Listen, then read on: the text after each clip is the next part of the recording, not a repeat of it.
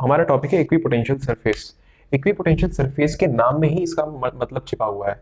तो एक बार equipotential surface का मतलब क्या हो गया आपका, इक्वी प्लस पोटेंशियल, ठीक है, प्लस सरफेस, ठीक है।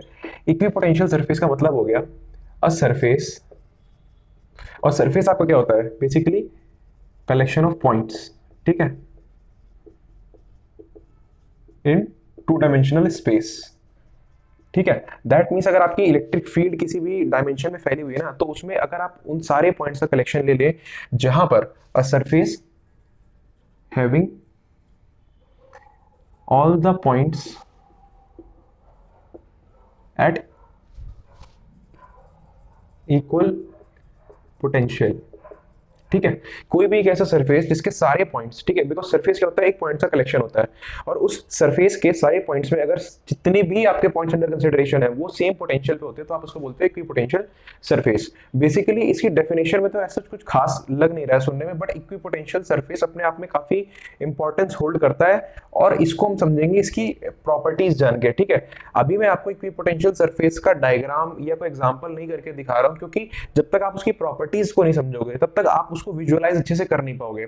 सो हम लोग सबसे पहले पढ़ते हैं what are the properties of equipotential surface, okay.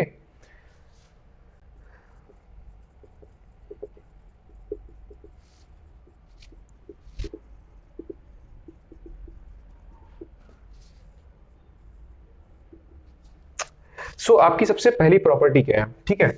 जैसा कि मैंने आपसे बोला इक्वी पोटेंशियल है, दैट मींस सारे पॉइंट आपके क्या है, इक्वल पोटेंशियल पे है, और अगर सारे पॉइंट्स सेम पोटेंशियल पे हैं आपके, ठीक है, अगर आपके सारे पॉइंट सेम पोटेंशियल पे हैं, इसका क्या मतलब हुआ, it is equivalent to potential difference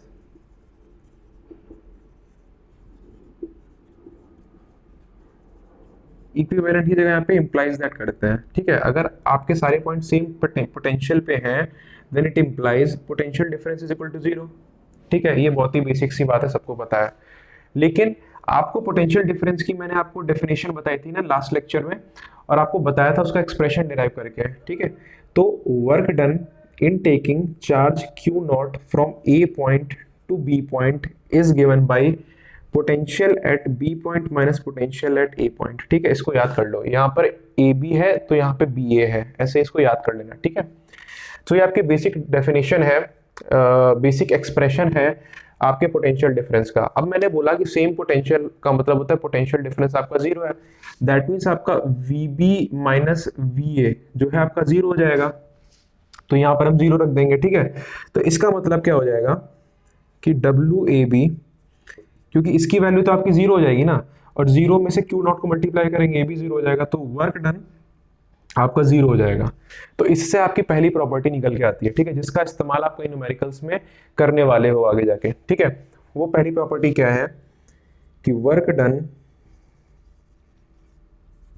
to move a charge from one point to another on equipotential surface is zero। That means अगर आपका कोई भी इक्विपोटेंशियल सरफेस है तो उसमें किसी भी चार्ज को एक पॉइंट से दूसरे पॉइंट तक ले जाने के लिए वर्क डन आपका क्या रहेगा, जीरो रहेगा। अब हम दूसरी प्रॉपर्टी समझते हैं इसकी, ठीक है। What is the second property. अब आप यहाँ पे देखो, हमने यहाँ पर भी वर्क डन का इस्तेमाल किया था ना, अगली प्रॉपर्टी में भी हम लोग वर्क डन का इस्तेमाल करेंगे, बट वर्क डन की दूसरी फॉर्म का इस्तेमाल करेंगे, ठीक है। वो आपकी फॉर्म क्या है, आपका स्मॉल वर्क डन क्या होता है, F डॉट ds, जहां पर F आपकी होती है एक्सटर्नल फोर्स, ठीक है, और एक्सटर्नल फोर्स का मैग्नीट्यूड आपका बिल्कुल इक्वल एंड अपोजिट उस फोर्स के होता है जो कि ई इलेक्ट्रिक फील्ड चार्ज आपके टेस्ट चार्ज Q नॉट पे लगाती है, ठीक है। तो minus Q not E dot ds। अब यहां पर आपको पता है, मैंने पहले ही एक्सप्रेशन में आपको बता दिया कि वर्क डन जो होगा ना या जीरो होगा, अगर हम मान लेते हैं ई इलेक्ट्रिक फील्ड में हम लोग ds का डिस्प्लेसमेंट करा रहे हैं Q नॉट चार्ज का, तो वर्क डन तो भैया जीरो होने वाला है, ठीक है। तो इसको हम लिख देते हैं जीरो के बराबर। अब यार क्यू नॉट यहाँ पे जीरो है नहीं, क्योंकि हम लोगों ने चार्ज का मैग्नीट्यूड जीरो तो माना नहीं, हमने माना है कुछ टेस्ट चार्ज है। इलेक्ट्रिक फील्ड में मान रहे हैं कुछ एग्जिस्ट करती है, और हमने कुछ डिस्प्लेसमेंट भी दिया है। तो क्या चीज होगी जिससे ये चीज आपकी जीरो आ जाएगी? ठीक है, तो ई डॉट डी एस को अगर हम खोलते हैं तो it becomes E D S cos theta equal to zero. यहाँ पे आपको कॉस थीटा जीरो डालना है, दैट मीन्स थीटा आपका 90 डिग्री आना चाहिए। अब यार ये थीटा जो 90 डिग्री आ रहा है ना, ये आपका चीख चीख के एक चीज कह रहा है, वो ये कह रहा है कि आपका जो इलेक्ट्रिक फील्ड है ना, it is perpendicular to your displacement of charge. ठीक है, हमने चार्ज को कितना अपनी जगह से हिलाया है उसके परपेंडिकुलर है। अब हम ये मान लेते हैं अगर ये आपका इक्विपोटेंशियल सरफेस है, ठीक है, हमने पॉइंट को इस पॉइंट से एक चार्ज को ए पॉइंट से बी पॉइंट पर लेके जा रहे हैं, ठीक है, तो अगर आपकी इलेक्ट्रिक फील्ड इसके परपेंडिकुलर है, इस ए से बी वाली लाइन के, दैट मींस इस पूरे सरफेस के भी तो परपेंडिकुलर होगी ना, क्योंकि ए बी जो लाइन है it is lying on the surface ना। ए बी जो आपका जो मूवमेंट होगा आपका चार्ज का ए पॉइंट से बी पॉइंट तक, सो वो ए बी जो लाइन आएगी, जो पाथ आएगा, वो तो इक्विपोटेंशियल सरफेस पे है ना, क्योंकि हमारी प्राइमरी कंडीशन ही है कि हम इक्विपोटेंशियल सरफेस पे चार्ज को एक पॉइंट से दूसरे पॉइंट पे लेके जा रहे हैं, क्योंकि हम प्रॉपर्टीज ही इक्विपोटेंशियल सरफेस की पढ़ रहे हैं। तो अगर ये लाइन परपेंडिकुलर है इलेक्ट्रिक फील्ड के, तो ये सरफेस भी परपेंडिकुलर है इलेक्ट्रिक फील्ड के। इससे आपकी दूसरी प्रॉपर्टी सामने आती है, दैट इज इक्वी पोटेंशियल। इस चीज को ध्यान से समझना, ठीक है, इक्वी पोटेंशियल सरफेस इज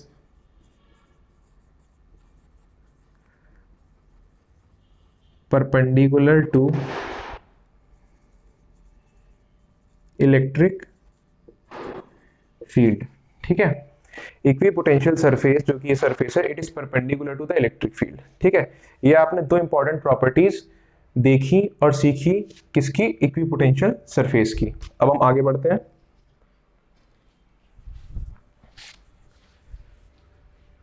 यहां पर क्या है, मैंने इक्विपोटेंशियल सरफेसेस का एक ग्रुप यहां बना रखा है, एक ग्रुप यहां बना रखा है। इसका मतलब है कि ए जो सरफेस है ये उस सारे पॉइंट्स का ग्रुप है जहां का पोटेंशियल सेम है, बी दूसरा इक्विपोटेंशियल सरफेस है, मतलब इसका पोटेंशियल इसके पोटेंशियल के बराबर नहीं होगा। ठीक है, अपने दिमाग में ये कंफ्यूजन मत लेके आना कि अगर मैं बोलता हूँ ए बी और सी इक्विपोटेंशियल सरफेसेस है, दैट मींस ए का पोटेंशियल बी से और बी का सी से बराबर में है, ऐसा नहीं है। ए इक्विपोटेंशियल सरफेस है, दैट मींस इसके सरफेस पे सारे पॉइंट्स का पोटेंशियल सेम है, जो कि बी के सरफेस पे सारे सेम पोटेंशियल वाले पॉइंट से अलग है। सेम अप्लाइज ऑन सी। ठीक है, इसी तरह डी ई और एफ तीन अलग अलग इक्विपोटेंशियल सरफेसेस है, ठीक है, जिनके पोटेंशियल अलग अलग है बट सरफेस पे कांस्टेंट है। ठीक है, तो अब आप ये देखो जिस तरह से मैंने यहाँ पे इसको बनाया है, ये जो इक्विपोटेंशियल सरफेस है और ये जो इक्विपोटेंशियल सरफेस आप देख रहे हो, ये दूर दूर है और ये पास पास है। अगर मैं मान लेता हूं कि आपके इस पोटेंशियल सरफेस के बीच का जो पोटेंशियल डिफरेंस है, मान लो ये 4 वोल्ट है और ये 4 वोल्ट है, ठीक है, और यहां पर भी ये 4 वोल्ट है, 4 वोल्ट है, और मैं आपसे क्वेश्चन पूछूं कि यार इलेक्ट्रिक फील्ड कहां पे स्ट्रांग होगी? क्योंकि देखो electric field responsible equipotential surfaces के लिए, क्योंकि इलेक्ट्रिक फील्ड की वजह से ही पोटेंशियल जनरेट होता है ना, क्योंकि चार्ज इलेक्ट्रिक फील्ड जनरेट करता है, इलेक्ट्रिक फील्ड की फोर्स की वजह से ही कुछ वर्क होता है और वर्क की वजह से ही कुछ पोटेंशियल होता है। ठीक है, तो ये सब चीजें आपस में जुड़ी हुई हैं आपकी। तो अब मेरा क्वेश्चन आपसे ये है कि ये जो इक्विपोटेंशियल सरफेसेस हैं और ये जो इक्विपोटेंशियल सरफेसेस हैं, यहाँ पर 4 वोल्ट के ड्रॉप के लिए डिस्टेंस ज्यादा है, यहाँ पर 4 वोल्ट के ड्रॉप के लिए डिस्टेंस कम है, तो कहाँ पर इलेक्ट्रिक फील्ड ज्यादा स्ट्रांग होगी? इसका जवाब है आपके तीसरे वाले पॉइंट पे, जहां पर हम लोग इलेक्ट्रिक फील्ड का फॉर्मूला हम लोगों ने डिराइव किया था, that electric field is negative of potential gradient. ठीक है, negative of potential gradient. Gradient क्या होता है आपका? डिस्टेंस के साथ कोई चीज चेंज करती है, that is termed as gradient. Okay, तो electric field is negative of potential gradient. यहां पे मैंने क्या किया है, जो डिफरेंस इन पोटेंशियल है अगर उसे कांस्टेंट मान लेता हूं मैं, ठीक है, देखो मैंने यहाँ कांस्टेंट माना है ना, 4 4 4 4, तो ऐसे केसेस में क्या हो जाएगा, इलेक्ट्रिक फील्ड जो होगी आपकी इनवर्सली प्रोपोर्शनल हो जाएगी डी आर के। ठीक है, डी आर क्या है आपका? ग्रेडियंट है बेसिकली, ये डिस्टेंस है, कितने डिस्टेंस पे चीज चेंज हो रही है। तो अगर आपका ग्रेडियंट ज्यादा है तो इलेक्ट्रिक फील्ड कम होगी, है ना। दैट मींस अगर आप ज्यादा डिस्टेंस लेके सेम पोटेंशियल ड्रॉप दिखा रहे हो या पोटेंशियल डिफरेंस दिखा रहे हो, तो आपकी इलेक्ट्रिक फील्ड वीक है। ठीक है, और अगर आप कम डिस्टेंस लेके उतना ही पोटेंशियल डिफरेंस दिखा रहे हो तो आपकी इलेक्ट्रिक फील्ड स्ट्रांग है। इसको मैं एक तरीके से आपको और समझाता हूं। ये दो स्लाइड्स हैं, दोनों की स्लाइड्स की हाइट आपकी 2 मीटर है, बस एक स्लाइड आपकी कम स्टीप है, एक स्लाइड आपकी ज्यादा स्टीप है। अगर मैं आपसे बोलूं कि आपको लाइक 1 मीटर डिस्टेंस इस स्लाइड पे ट्रेवल करना है, 1 मीटर डिस्टेंस इस स्लाइड पे ट्रेवल करना है, ठीक है। तो यहां पर 1 मीटर डिस्टेंस ट्रेवल अगर आप करोगे तो आपका जो हाइट में डिफरेंस आएगा, और जो यहां पर 1 मीटर ट्रेवल करोगे, जो यहां पर हाइट में डिफरेंस आएगा, किसमें ज्यादा आएगा? इसमें ज्यादा आएगा ना, क्योंकि ये स्टीप ज्यादा है। इसमें अगर आप 1 मीटर जाओगे ना तो आप ज्यादा नीचे पहुंच जाओगे, और अगर इसमें आप 1 मीटर जाओगे तो कम नीचे पहुंच पाओगे, क्योंकि आपका हाइट का डिफरेंस कम आएगा। आप ये समझ पा रहे हो बात? ये जो झूला है आपका कम स्टीप है, तो यहां पर 1 मीटर डिस्टेंस इसकी स्लाइड पे चलने में आपकी हाइट में जो डिफरेंस आएगा वो कम आएगा, और यहां पे एकदम से आ जाएगा। क्यों? क्योंकि स्टीप ज्यादा है। यही होता है आपका इक्विपोटेंशियल सरफेसेस में। इक्विपोटेंशियल सरफेसेस में अगर आपके ये पास पास है इक्विपोटेंशियल सरफेसेस, दैट मींस आपका जो पोटेंशियल डिफरेंस है वो ज्यादा ज्यादा आ रहा है, और पोटेंशियल डिफरेंस ज्यादा ज्यादा होने का मतलब क्या? इलेक्ट्रिक फील्ड भी काफी स्ट्रांग है। तो यहां पर आप क्या लिखोगे इसके अंदर में? This is a weak electric field scenario, okay. और यहां पर आपकी इलेक्ट्रिक फील्ड क्या है? स्ट्रॉन्ग इलेक्ट्रिक फील्ड, ठीक है। क्यों है यहां पे? क्योंकि यहां पे आपके equipotential surfaces are far away for same potential difference, ठीक है। और यहां पर ज्यादा क्यों है electric field? Because equipotential surfaces are nearer for same potential difference, ठीक है। आई होप आपको इस चीज का मतलब समझ में आएगा कि इक्विपोटेंशियल सरफेसेस जितना दूर दूर होंगे वहां पे इलेक्ट्रिक फील्ड उतनी ही वीक होगी, और इक्विपोटेंशियल सरफेसेस जितने पास पास होंगे for the same potential difference electric field आपकी उतनी ही ज्यादा स्ट्रांग होगी। अब आप एक चीज समझो, अगर मैं आपसे बोलूं, पूछूं अगर मैं आपसे कि चार्ज के पास, अगर हम सोर्स चार्ज की बात करें, तो इलेक्ट्रिक फील्ड कहां स्ट्रांग होती है? चार्ज के पास ज्यादा स्ट्रांग होती है या चार्ज से दूर ज्यादा स्ट्रांग होती है? आपका जवाब होगा चार्ज के पास ज्यादा स्ट्रांग होती है। तो अगर मैं ये मान लूं कि मैंने अपना पॉजिटिव चार्ज यहां रखा हुआ है, ठीक है, तो पॉजिटिव चार्ज के पास इलेक्ट्रिक फील्ड स्ट्रांग है, दैट मींस यहां पर पोटेंशियल सरफेसेस, जो इक्वी पोटेंशियल सरफेसेस हैं, उसमें जो डिस्टेंस होगा वो कम होगा, ठीक है। तो यहां पर dr की वैल्यू लेस होगी, ठीक है। और यहां पर जब आप दूर आओगे, जहां पर इलेक्ट्रिक फील्ड आपकी वीक होगी क्योंकि आपका डिस्टेंस ज्यादा है चार्ज से, तो यहां पर आपका जो इक्वी पोटेंशियल सरफेसेस के बीच में जो डिस्टेंस है ना, वो ज्यादा होगा, ठीक है। तो इसका मतलब क्या है कि आपका जो इलेक्ट्रिक फील्ड है, it travels from equipotential surfaces having less distance between them to the equipotential surfaces having more distance between them। पहले तो मैंने आपको ये समझाया कि ये जो डिस्टेंस है it determines the strength of the electric field. हम इसको कैसे लिखेंगे? That distance between the equi potential surfaces gives the idea for strength of electric field, ठीक है। lesser is the distance between equipotential surfaces for the same potential difference,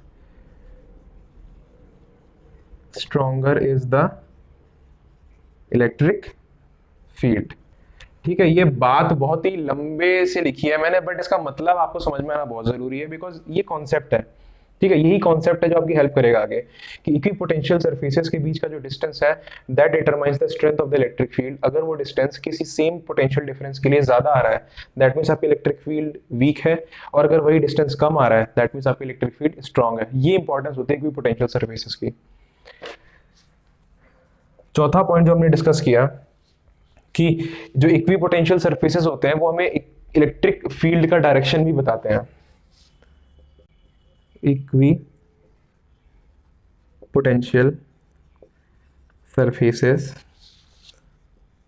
tell us the direction of electric field। Electric field का direction बताते हैं। और electric field का direction क्या है? ऐसे इक्विपोटेंशियल सरफेसेस जो पास है टू ऐसे इक्विपोटेंशियल सरफेसेस जो दूर है। ठीक है, from near by equipotential surfaces to further apart equipotential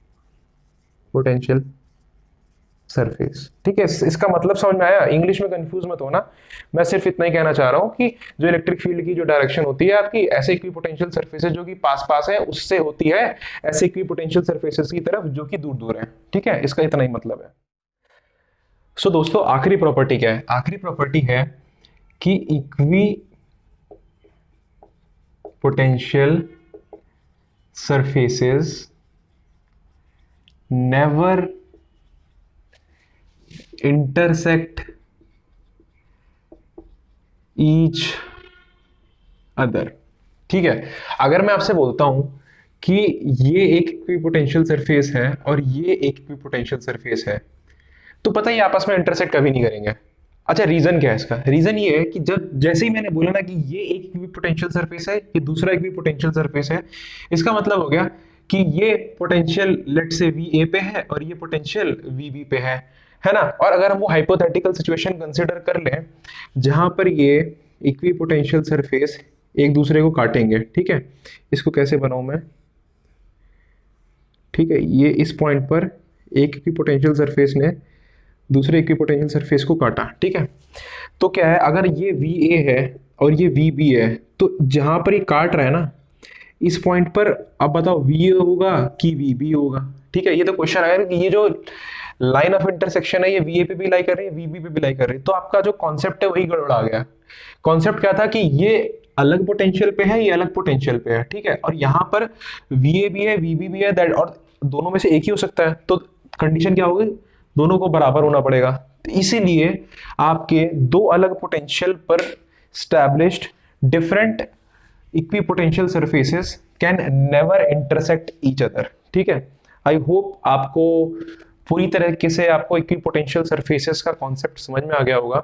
ये टॉपिक हालांकि काफी सिंपल साउंड करता है बट काफी कॉन्सेप्चुअल है। ठीक है, इसमें आपने देखा कि स्टार्टिंग में किस तरह से हम लोगों ने तीन फॉर्मूले जिसके बेसिस पे हम लोग अपनी electric potential difference, electric potential को डिफाइन कर रहे थे या यूज कर रहे थे, या हमने electric field as potential gradient वाला कॉन्सेप्ट जो पढ़ा था वो सब यूज हो गया इस इक्विपोटेंशियल सरफेसेस को पढ़ने के लिए। ठीक है, और हर एक फॉर्मूले ने इस इक्विपोटेंशियल सरफेस की एक प्रॉपर्टी के बारे में बताया है। ठीक है, सो आई होप आपको ये चीज पूरी तरीके से समझ में आ गई होगी। अगर अभी भी आपका कोई डाउट है सो मेक श्योर आप इसको कमेंट में पूछ लीजिए और मैं जैसे ही समय मिलता है आपको बताने की कोशिश करूंगा। और यदि आपको मेरा वीडियो पसंद आया तो प्लीज मेरे वीडियो को लाइक करिए और सब्सक्राइब करिए because I need your support right now. Thank you very much.